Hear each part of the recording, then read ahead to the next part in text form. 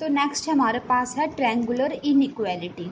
ठीक है, तो ट्रायंगुलर इनइक्वालिटी की स्टेटमेंट क्या है कि अगर V कोई भी इनर प्रोडक्ट स्पेस है then norm of U plus V is less than equals to norm of U plus norm of V।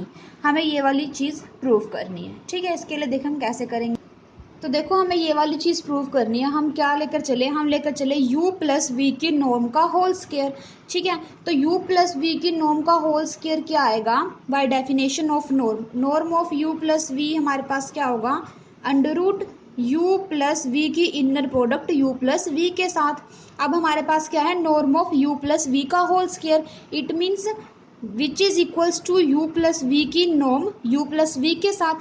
अब देखो इसे किस तरीके से ऑपरेट करेंगे, इसे एक मिनट के लिए एक एलिमेंट मान लो। ठीक है, तो u को हम पहले इनर प्रोडक्ट होगी u प्लस वी के साथ प्लस v की inner product u plus we के साथ। ठीक है, तो हमने इस तरीके से इसे ओपन कर दिया। अब देखो u और u प्लस वी, इसकी इनर प्रोडक्ट किस तरीके से खोलेंगे, u की इनर प्रोडक्ट u के साथ प्लस u की इनर प्रोडक्ट v के साथ। इसी तरीके से पीछे वाला भी ओपन हो जाएगा। इसमें क्या होगा, v की इनर प्रोडक्ट u के साथ प्लस v की इनर प्रोडक्ट v के साथ। ठीक है, अब देखो ये वाली चीज़ क्या हो जाएगी, नॉर्म ऑफ u का स्क्वायर प्लस u v की इनर प्रोडक्ट प्लस, अब जब इसे उल्टा करके लिखेंगे तो by first property of inner product conjugate आ जाएगा इसके ऊपर, तो v comma u is equals to u comma v का conjugate plus norm of v का स्क्वायर। ठीक है, अब देखो ये हमारे पास कोई नंबर, ये इसका कॉन्जुगेट, हमें पता है z plus Z conjugate equal होता है रियल पार्ट ऑफ z के। ठीक है, रियल पार्ट ऑफ z के इक्वल होता है, ये twice of real part of z के इक्वल होता है ये। ठीक है, जैसे कि आप खुद देख सकते हैं z की value x plus iota y रख लो, z कॉन्जुगेट यहाँ से x माइनस आयोटा वाई हो जाएगा। जब हम z प्लस जेड कॉन्जुगेट करेंगे तो 2x आएगा, 2 इंटू एक्स हमारे पास क्या है, रियल पार्ट ऑफ z। ठीक है, तो यहाँ से हम इस चीज़ को 2 real part of u comma v की इनर प्रोडक्ट, क्योंकि अब की बार z की जगह हम u कोमा v की इनर प्रोडक्ट लेकर चल रहे हैं, तो ये वाली चीज़ आ जाएगी। ठीक है, अब देखो which is less than equals to norm of u square plus norm of v square plus 2 into norm of u into norm of v। अब ये वाली चीज़ कैसे लिख दी, ये देखो यहाँ से हमने इसके ऊपर इसकी जगह real part of inner product of u v की जगह इससे बड़ी टर्म क्या, norm of u into norm of v रख दिया। इस वजह से जो ये वाली क्वांटिटी है ये बड़ी हो जाएगी ऊपर वाली क्वांटिटी से। ठीक है, अब देखो ये वाली चीज़ इससे बड़ी कैसी हुई, real part of this, it means हम यहाँ से देखते हैं, जैसे हम z में लेकर चल रहे थे ना, तो वहाँ से हम रिलेशन निकाल सकते हैं इस चीज़ का। तो हमारे पास क्या आएगा, real part of u v, इसका हमारे पास रियल पार्ट क्या आया था, x आया था, तो x is less than equals to mod of u v की इनर प्रोडक्ट का। ठीक है, मतलब मोड ऑफ z, क्योंकि अभी हम z लेकर चल रहे हैं, हमें पता है real part of z is less than equals to mod of z। ठीक है, यहाँ पर z की जगह इनर प्रोडक्ट है u v की, तो real part of z is less than equals to mod of z। और हमें पता है बाय कोशी स्क्वार्ज इनइक्वालिटी की जो ये वाली चीज़ है वो लेस देन किससे होगी, norm of u into norm of v। तो यहाँ से हम क्या लिख सकते हैं कि real part of u v की inner product is less than equal to, ये इससे लेस और ये इससे लेस, तो which is less than equals to norm of u into norm of v। तो हमारे पास ये वाली चीज़ आ गई। तो हमने इस नंबर की जगह इससे बड़ा नंबर क्या, norm of u into norm of v रख दिया यहाँ से, तो ये वाली जो क्वांटिटी है वो बड़ी हो जाएगी। ठीक है, तो हमारे पास ये वाली चीज़ आ गई। अब देखो ये क्या बन गया, norm of u plus norm of v का होल स्क्वायर। जब norm of u plus norm of v का होल स्क्वायर इसको ओपन करेंगे तो यही वाली चीज़ आ जाएगी हमारे पास, तो ये इसके इक्वल आ गया। तो इसका मतलब क्या है, दस u प्लस v की नॉर्म का square is less than equals to norm of u plus norm of v का होल स्क्वायर। अब दोनों तरफ से हम स्क्वायर कैंसिल कर सकते हैं, तो हमारे पास क्या आ गया, u प्लस v का norm is less than equals to norm of u plus norm of v। यही ट्रायंगुलर इनइक्वालिटी थी, स्टेटमेंट यही थी, हमें यही प्रूफ करना था और ये हमने प्रूफ कर दिया। ठीक है, उसके बाद है रिमार्क, इसमें क्या है, in an inner product space if norm of u plus v is equals to norm of u plus norm of v then the vectors u v are L D. ठीक है। अब ये वाली चीज़ क्या है कि जो हमने ट्रायंगुलर इनइक्वालिटी की है उसमें इक्वालिटी आ जाएगी कब, जब u और v कैसे हो जाए, लीनियरली डिपेंडेंट हो जाए। ठीक है, हमें ये वाली चीज़ प्रूव करनी है।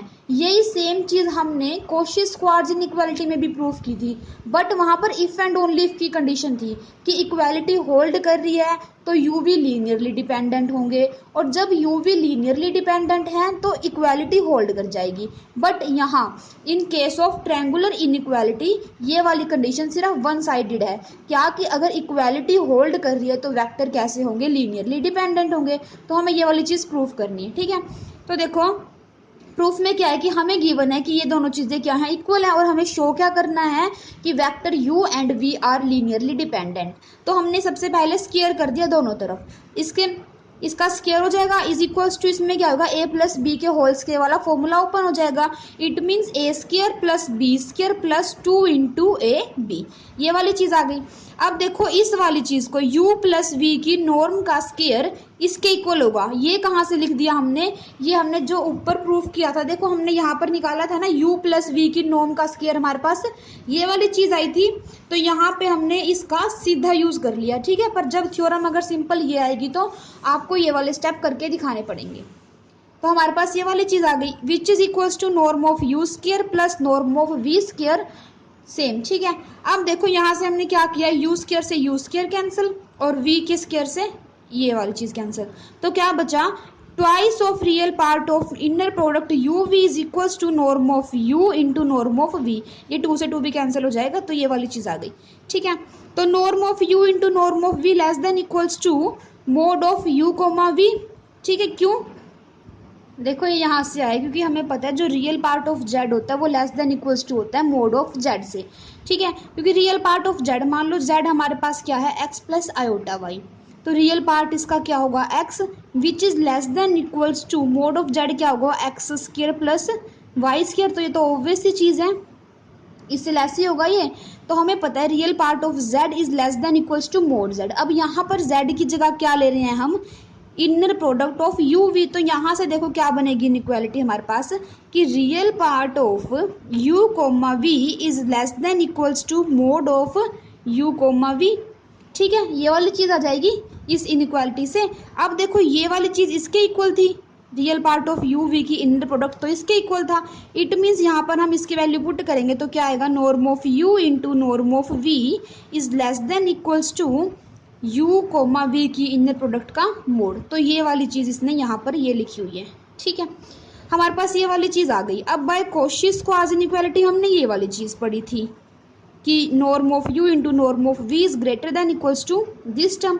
तो एक बार तो इसको हम लेस देन में बोल रहे हैं, एक बार ग्रेटर देन इक्वल्स टू में, इट मीन्स ये दोनों क्या होंगी, इक्वल होंगी ना, क्योंकि अगर हम बोले a greater than equals to b, ठीक है, एक बार a less than equals to b, ये क्या इंप्लाई करता है, a is equals to b, तो यहाँ से हम बोल सकते हैं कि ये दोनों चीज़ें क्या होंगी, इक्वल होंगी। ठीक है, तो हमारे पास आ गया norm of u into norm of v equals to this term. ठीक है, बट ये इक्वालिटी कब होल्ड करती है, तो कॉची स्क्वार्ट्ज इनइक्वालिटी में इक्वालिटी होल्ड करगी, और हमने पढ़ा था ये इक्वालिटी तभी होल्ड करती है जब u v कैसे हो, लीनियरली डिपेंडेंट।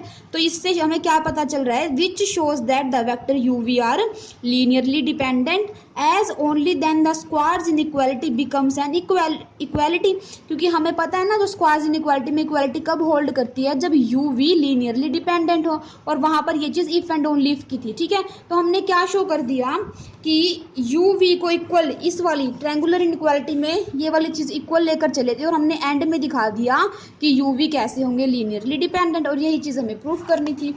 अब इसके बाद हम क्या कह रहे हैं कि जो इसका कन्वर्स पार्ट होगा वो ट्रायंगुलर इनइक्वालिटी में ट्रू नहीं होगा, जबकि कॉची स्क्वार्ट्ज इनइक्वालिटी में इसका कन्वर्स पार्ट ट्रू था, बट यहाँ इसका कन्वर्स पार्ट ट्रू नहीं होगा। उसके लिए हमें कोई एग्जांपल देना पड़ेगा, तो उसके लिए एक एग्जांपल दे रखा है, u को हमने ये वाला वेक्टर मान लिया और v को ये मान लिया।